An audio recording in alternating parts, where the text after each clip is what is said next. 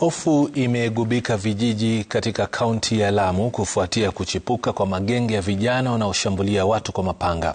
Kisa cha hivi punde kimesababisha kuuawa kwa kijana mmoja, huku wengine 6 wakiendelea kuuguza majeraha mabaya baada ya kushambuliwa kwa mapanga katika kisiwa cha Amu. Visa hivi vikiripotiwa katika muda wa wiki moja uliopita, kama anavyoarifu sasa Rahma Rashid.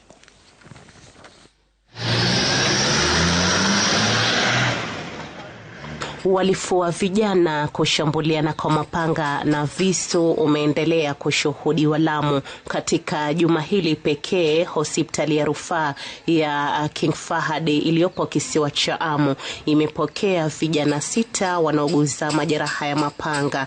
Ni matukio ambayo yametokea kisiwa cha Amu, kisiwa cha Pate na eneo la Mokowe. Kuhusiana na vijana kutumia nguvu ya mapanga na kuibia watu na haswa na kulipisana kisasi kwa vitu ambazo zimetokezea hapo mbeleni.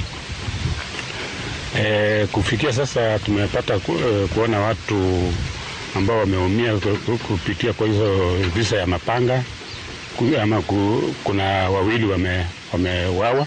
Matukio haya yamesababisha viongozi kutoka serikali ya kaunti, idara ya usalama pamoja na mashirika kuandaa kikao cha dharura kujadili suluhisho la kukabili visa hivyo ili kunusuru kizazi kinachotegemewa siku za baadaye kinachoangamia kwa mapanga. Kumekuwa na rise of incident ya vijana kukatana na mapanga kama nilivyoeleza, na hii ni hali ambayo kwamba imetuweka katika hali tete, kwa wale wanaofanya vitu kama hivi tumeona ni vijana wadogo na ni kizazi ambacho kwamba tunaona kinaangamia.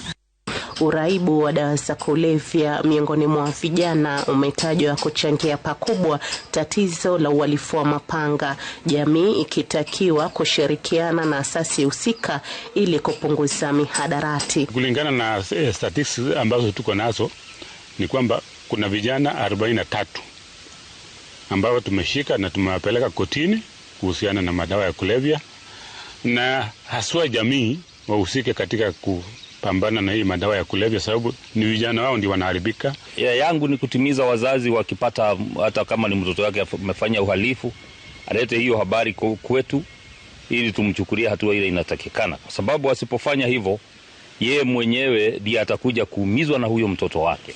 Wamesoma hawajasoma, wanaelewa hawaelewi. Rahma Rashid, Runinga Citizen, Lamu.